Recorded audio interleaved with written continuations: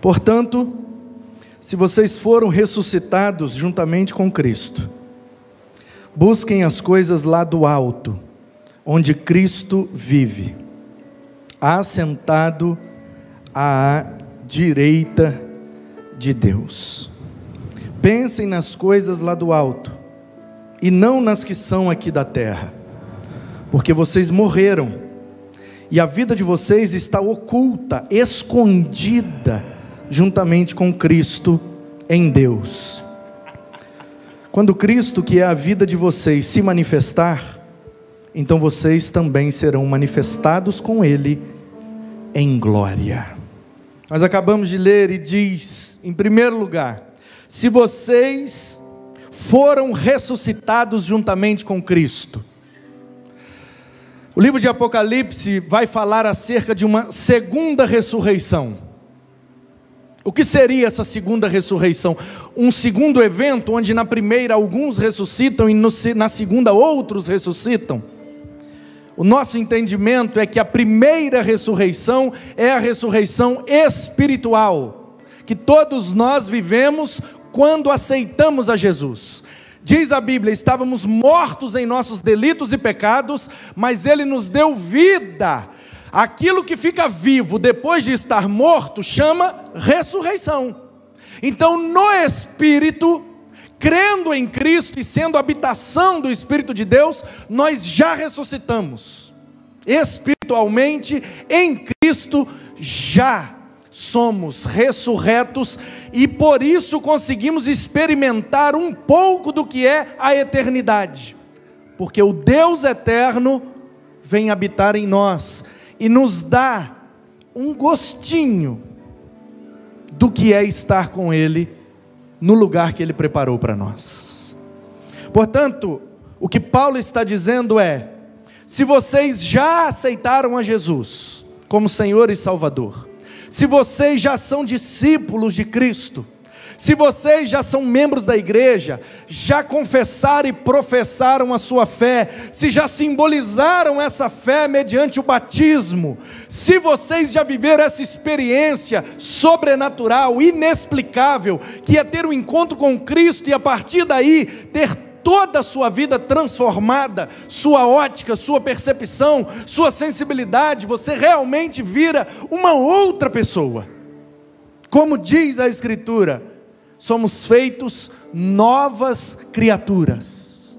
Eis que as coisas velhas passaram, e como nós aprendemos ontem, o lugar do passado é lá atrás. Devemos olhar para frente, com o foco em Cristo, porque Ele é o autor e o consumador da nossa fé.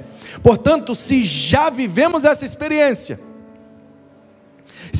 que não pode ser dada pela religião, experiência que não pode ser dada por um sacerdote humano, experiência que não pode ser dada num ambiente físico, não importa o lugar que você está, a pessoa que você está, ou o ambiente, ninguém, nenhuma placa, nenhum regimento, nenhuma declaração doutrinária tem o poder de te dar essa experiência é só com Cristo. Às vezes Ele usa a estrutura para dar essa experiência, mas não é a estrutura que gera a experiência, é Ele, é o Espírito dEle, que nos faz nascer de novo, da água e do Espírito. Se já tivemos a experiência que John Wesley viveu no porão de um navio. John Wesley saiu da Inglaterra, sacerdote, pastor, ministro do Evangelho, da igreja anglicana, a igreja protestante, por assim dizer, da Inglaterra. Então ele é enviado pela igreja anglicana até a chamada Nova Inglaterra, onde hoje chamamos Estados Unidos da América. E ele no navio, indo para a América, ele vive numa grande tempestade. E assim como Jonas, ele achou que ele ia cair na água, ele achou que ele ia morrer, ele achou que a vida dele acabaria ali. Uma tempestade terrível. Século 17. A embarcação sem muita tecnologia, coisas muito ainda precárias, e uma tempestade terrível, e o navio começa a chacoalhar, e começa a entrar água, e começa a quebrar os mastos, e as coisas ficam terríveis, numa madrugada, ondas de metros de altura, e John Wesley desesperado, agarrado numa das colunas daquele navio, implorando com medo de morrer. E então as ondas começam a se acalmar, o vento diminui, e John Wesley escuta ao longe uma canção assim suave, e ele pensa: eu estou delirando, não é possível, quem numa situação dessa tem paz para cantar?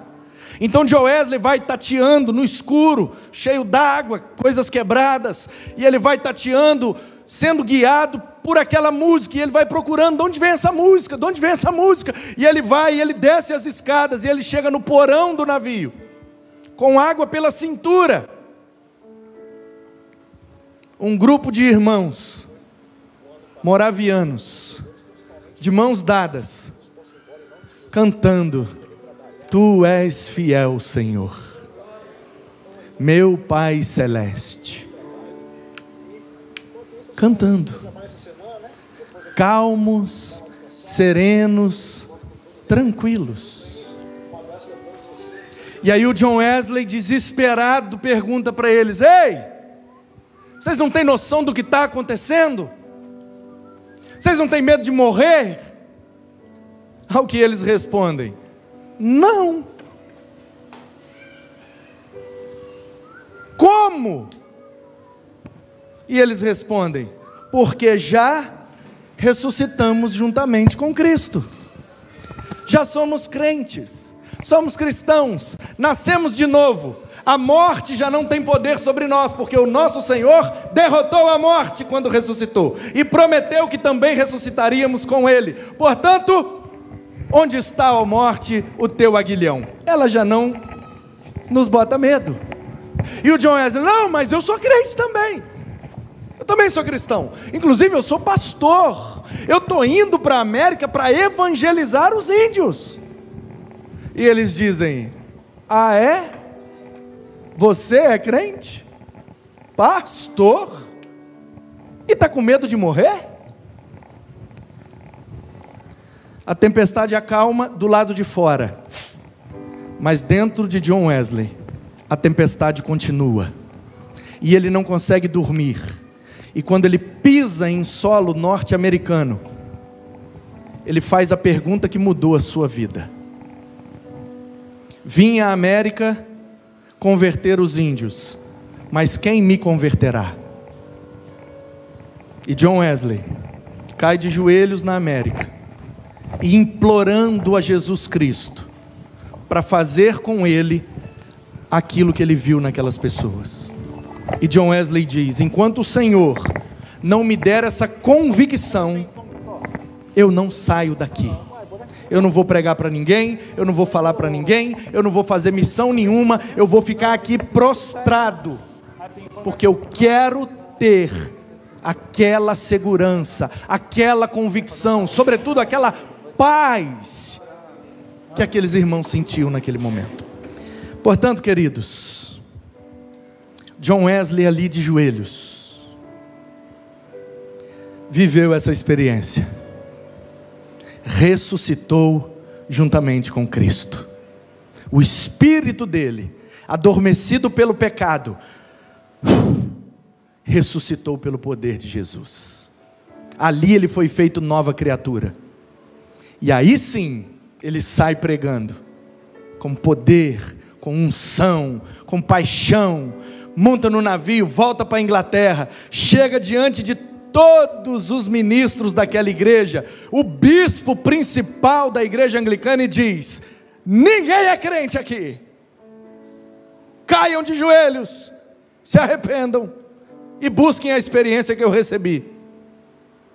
Somos profissionais da fé, oficiais da religião, mas nunca nascemos de novo, não fomos ressuscitados com Cristo.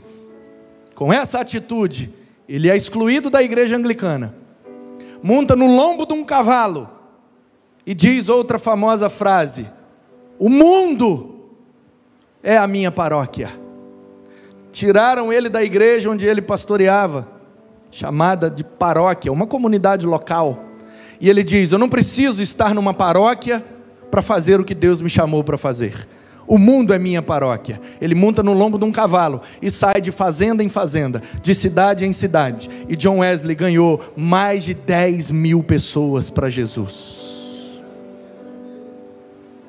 E uma vez ele pregando na praça, no centro de Londres, um grupo enorme de pessoas assistindo, e um jornalista, naquele tempo não tinha jornalismo como nós temos hoje, mas aquele que dava as notícias da cidade, no intervalo entre uma pregação e outra, porque às vezes no domingo John Wesley pregava o dia inteiro, 5, 6, 7 cultos na praça, e o povo ia revezando, o povo ia embora, o outro vinha, o povo ia embora, o outro vinha, e o domingo inteiro John Wesley pregando, e o fogo descendo, e pessoas ressuscitando juntamente com Cristo. E aquele repórter que dava as notícias da cidade, no intervalo entre uma pregação e outra, pergunta para ele: ei John, qual é o seu segredo de atrair tanta gente?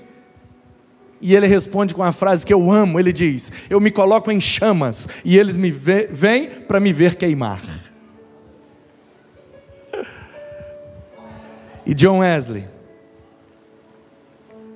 fez o seu ministério, junto com seu irmão Charles Wesley, e o seu grande amigo George Whitefield, formando os três, os chamados metodistas, porque estabeleceram métodos, uma disciplina rígida de oração, de estudo da Bíblia e exercício do ministério. Daí surgiu o nome que dá a essa denominação que conhecemos como metodistas, e de um tempo para cá os metodistas do Brasil dividiram-se ou multiplicaram-se, dependendo do ponto de vista, em metodistas wesleyanos, por conta de John Wesley. E John Wesley, no fim da sua vida, no fim do seu ministério, pregando no subúrbio, na periferia de Londres, um ator muito famoso na época, ator de teatro, e naquele tempo, antes da televisão, antes do rádio, antes das mídias como conhecemos hoje, o teatro era a principal mídia naquele tempo. E um dos principais atores mais famosos daquele tempo na Inglaterra se declarava ateu e zombava do Deus e da religião, principalmente do John Wesley. Qualquer semelhança é mera coincidência ou mera providência. E um dia John Wesley, pregando no subúrbio, aquele ator se dirigiu para lá. E de repente um grupo de pessoas notou que o ator, tentando disfarçar, mas ele estava lá ouvindo John Wesley pregar. Em meio a alguns bêbados, usuários de ópio, e John Wesley pregando apaixonadamente de cima do seu cavalo. Alguém reconheceu e perguntou para o ator: por que você veio aqui ouvir John Wesley? Você não acredita em Deus? E o ator responde: eu não, mas ele acredita. Eu sou ator e nunca vi ninguém entregar um discurso com tanta verdade. Eu não acredito, mas ele acredita. E diante da fé dele, eu sou obrigado a respeitá-lo, porque eu sinto verdade nas suas palavras. É essa experiência, querido. É essa experiência que John Wesley teve. É essa experiência que Lutero teve, quando leu: o justo viverá pela fé, limpando o corredor de onde estudava e morava. E pregou aquelas 95 teses na Catedral de Wittenberg. É essa experiência que um dia eu tive, adolescente, numa quarta-feira chuvosa, como essa chuva que cai agora, a convite de um amigo, André, fui à Igreja Batista Central de Volta Redonda, ouvir o pastor Nilson de Márzio pregar em Lucas 15, na parábola do filho pródigo, e o título do sermão é: Deus é o Pai que você precisa. E naquela noite, naquela quarta-feira chuvosa, eu lá no último banco ali à esquerda, mais ou menos onde está o Márcio ali, com a Marluce, de lá, pastor na frente, uma igreja grande, gigante, eu quase não vi o pastor pequenininho lá na frente, e ele disse: filho pródigo, volte para casa, que o pai te espera de braços abertos. E eu saí de lá e vim correndo, e fui abraçado por ele e por algumas irmãs. Chorei profundamente naquela noite, e ali eu fui para casa, e começou então a minha história de transformação, depois que eu fui ressuscitado juntamente com Cristo. Portanto, a primeira coisa que a gente precisa pensar para o próximo ano é: qual é o nosso ponto de partida? De que lugar a gente vai começar o ano? A proposta da Escritura é: ressuscitados juntamente com Cristo. Se vocês foram ressuscitados, vai valer o que eu estou falando depois. Se vocês não foram ainda ressuscitados, não vai valer. Por quê? Porque o que eu vou falar aqui depois vale para os que já ressuscitaram. Por isso tem o se, a condição.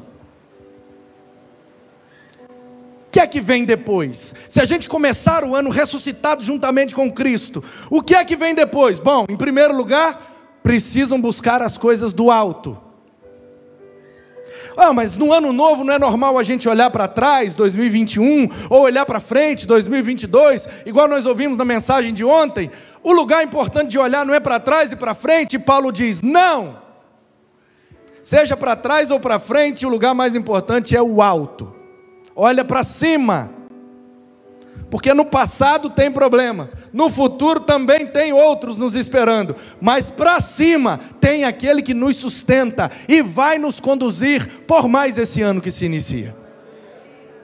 Não importa a adversidade, nós estamos vencendo uma pandemia mundial.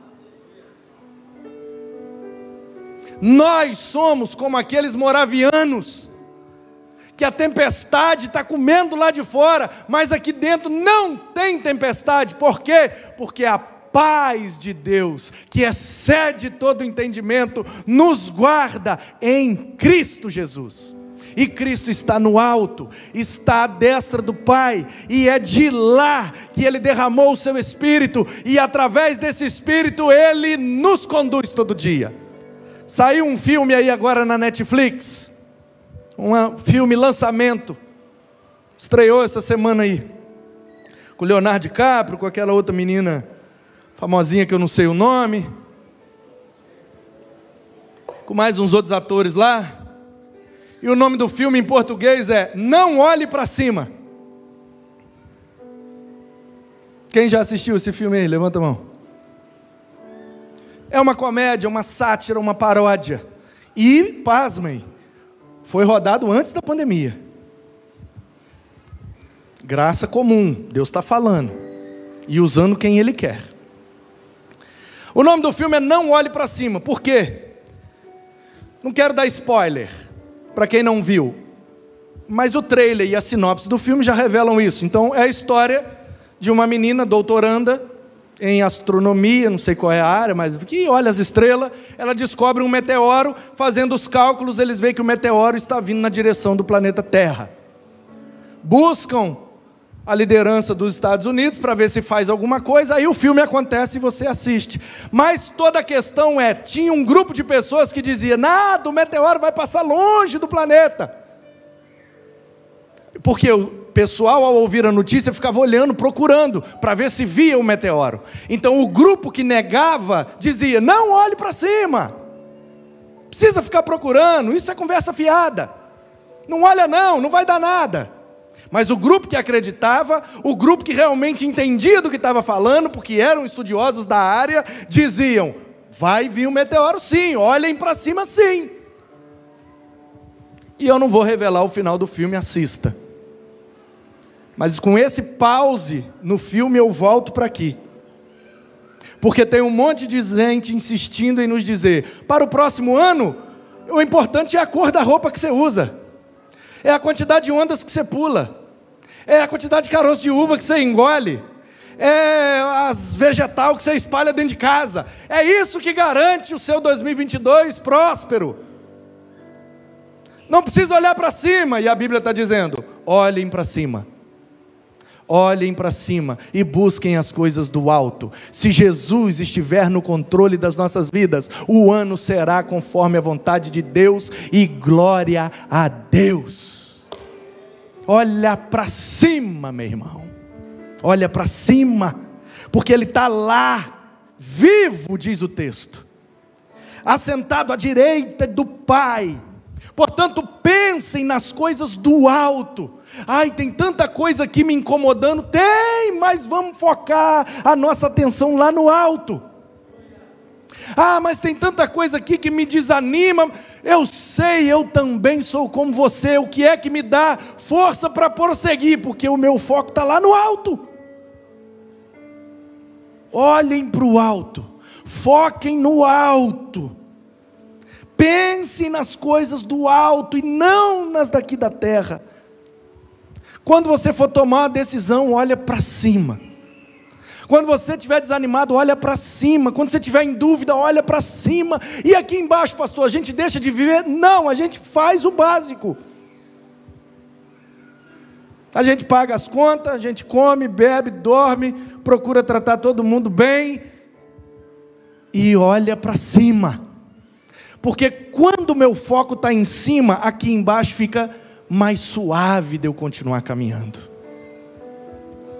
Porque vocês morreram. Paulo dizendo, ué, todo mundo morreu em Colossos? Todos os crentes de Colossos morreram, então Paulo está escrevendo para quem? Claro que esse morreram aqui é simbólico. Já estão crucificados com Cristo, agora vocês não vivem mais, é Ele que vive em vocês, e a vida que Ele vive em vocês, é o que vai sustentar vocês no próximo ano. Morto não tem vontade, morto não tem opinião, morto não faz crítica, morto não faz fofoca, morto só recebe elogios. Já foi no sepultamento de alguém? É sempre assim.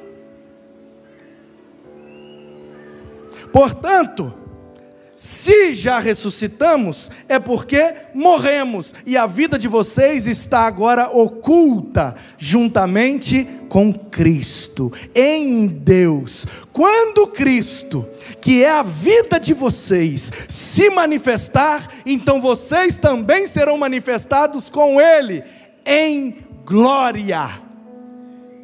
Portanto, meu irmão, em último lugar e encerrando, estava só esperando o Leandro chegar.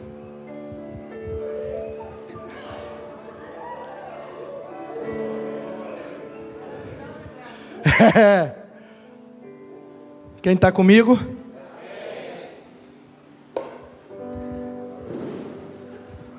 Olhem para cima, porque Cristo está voltando.